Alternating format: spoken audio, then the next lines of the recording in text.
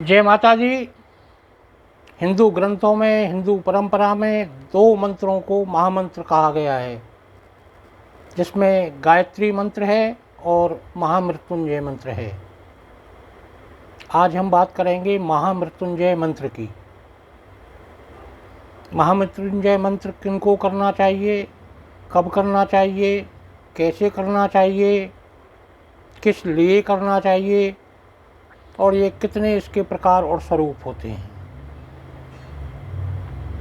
महामृत्युंजय मंत्र भगवान शिव को समर्पित है और ये भगवान शिव को प्रसन्न करने के लिए किया जाता है।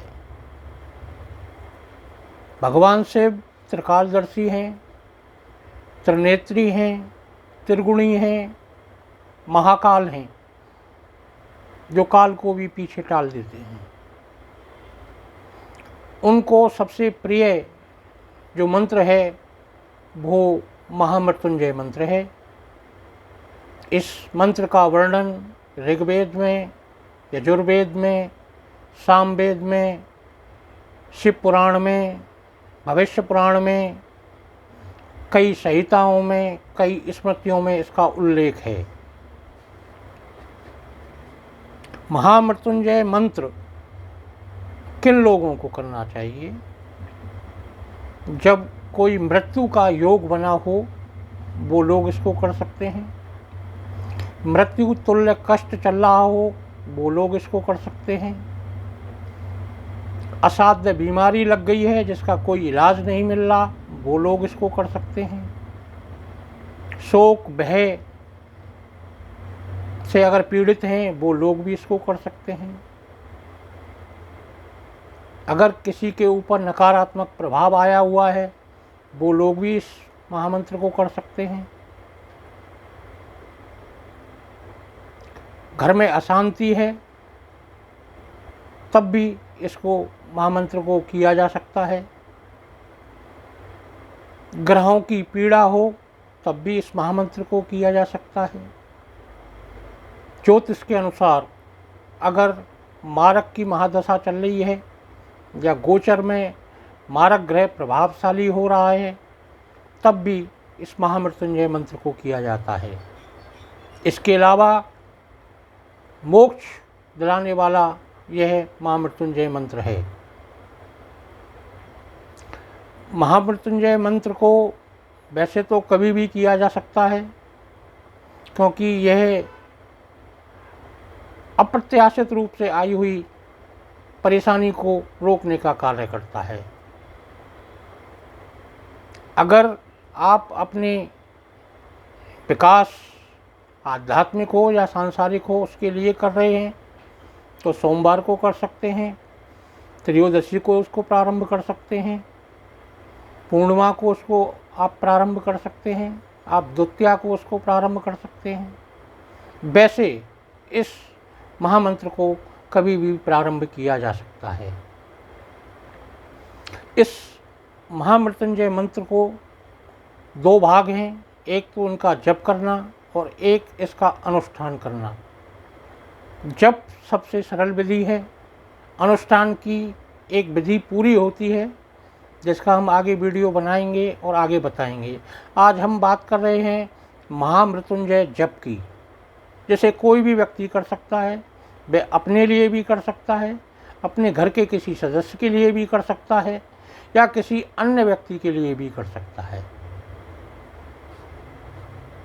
इन सब के लिए मंत्र की जो स्वरूप हैं उनका मैं वर्णन करूंगा और उसी वर्णन के आधार पर आप उस मंत्र को जाप में लें। सबसे पहली चीज़ है कि इस महामृत्युंजय मंत्र को सूर्य उदय से लेके मध्याह्न यानी कि दोपहर तक करना उचित होता है। वैसे इस मंत्र को आप कभी भी कर सकते हैं। प्रातःकाल करें, नहा धोकर आप बैठें और विशेषकर अगर आप किसी भी पीड़ा से पीड़ित हैं तो आपको रुद्राक्ष की माला पर ही इसका जाप करना चाहिए। वैसे साप्टिक की माला पे भी इसको किया जा सकता है। महामृत्युंजय मंत्र 3 प्रकार के होते हैं। एक लघु महामृत्युंजय मंत्र है, एक महामृत्युंजय मंत्र है और एक पूर्ण महामृत्युंजय मंत्र है। जब भी किसी मंत्र का प्रयोग होता है तो उसमें ऊर्जा का प्रवाह होता है। उस ऊर्जा को किसी तरीके से संचित करना और अपने विशेष कार्य के लिए उपयोग करना होता है।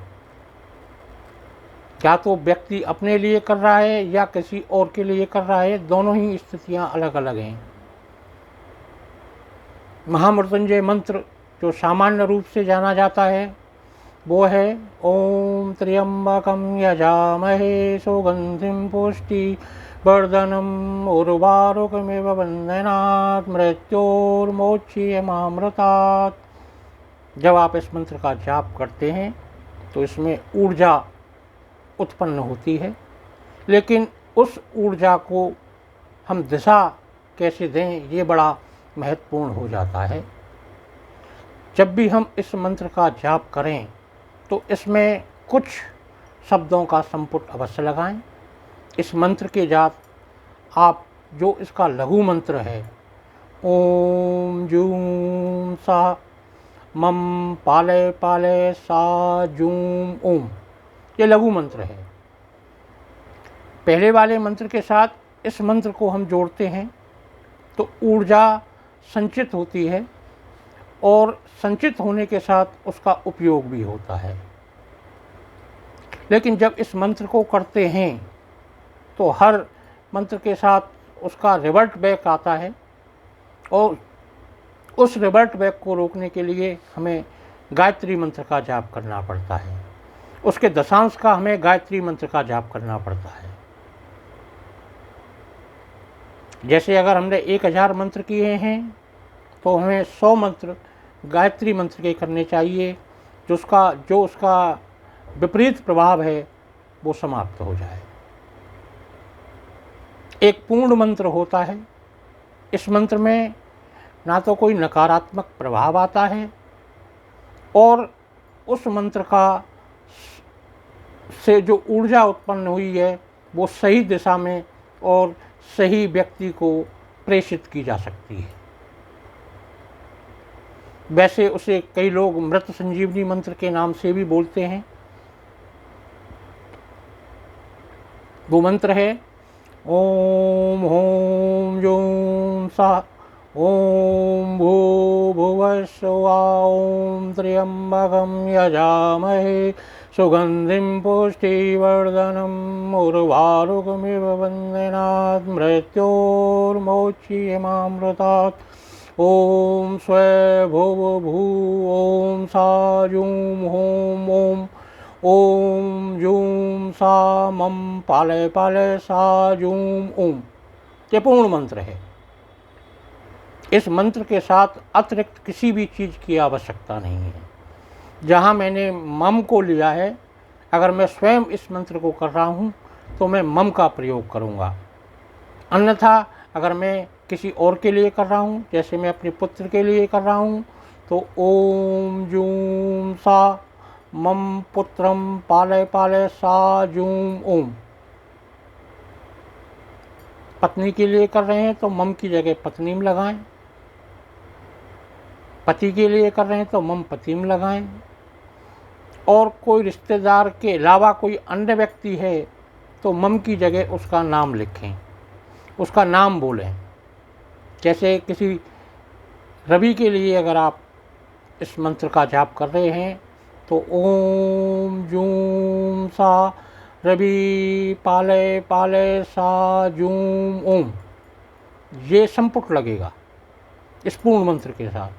तो जो ऊर्जा हमने उत्पन्न की, एक मंत्र की भी ऊर्जा अगर हमने उत्पन्न की है तो उस ऊर्जा को हम उस व्यक्ति विशेष को प्रेषित कर रहे हैं। अति शीघ्र वो उसके पास वो ऊर्जा जाती है और अपना कार्य करती है। इन तीनों मंत्रों के अंदर चाहे आप लघु मंत्र कर सकते हैं, चाहे आप महामृत्युंजय मंत्र कर सकते हैं, या पूर्ण महामृत्युंजय मंत्र कर सकते हैं। लेकिन पूर्ण महामृत्युंजय मंत्र जब आप करते हैं तो इसके लिए आपको अतिरिक्त कोई भी कार्य करने की आवश्यकता नहीं है। इसके अलावा आप अगर 2 मंत्र करते हैं तो उसमें आपको उसकी जो विपरीत ऊर्जा है उसे समाप्त करने के लिए या रोकने के लिए आपको दशांश का गायत्री मंत्र का भी जाप करना पड़ेगा। आज के इस एपिसोड में इतना है। अगले एपिसोड के अंदर हम महामृत्युंजय अनुष्ठान की बात करेंगे। जय माता दी।